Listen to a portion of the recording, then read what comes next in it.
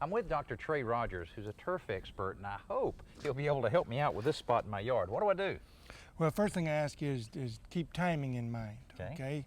Timing is everything when we're establishing grasses. For cool season grasses, our best time is in the fall, second best time's in the spring, and stay away from the summer. With warm season grasses, what we're looking at now is late spring or early summer is our best time. Well, I've tried putting sod down here and putting seeds down, but just nothing really seems to work here. Yeah, and when you look at something like this, you may have the same problem at home if you're trying to start a new yard from a new home or something along those lines. A lot of times what you've got here is a subsoil.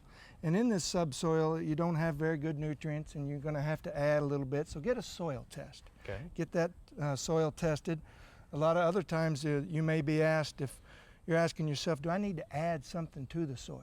Maybe some sort of amendment, organic matter or sand or something along those lines.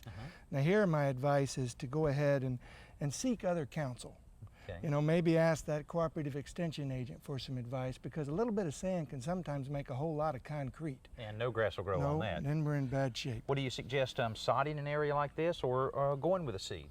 Well, you can sod or you can seed. Of course, seeding's a little bit cheaper. If you go with seed, which you can go to the hardware store and buy this, look on the back of that bag and buy high quality seed first of all, and look back there, and if you see more than 0.1% of weed seed, stay away from that. Stay away from that bag of seed. Buy something else.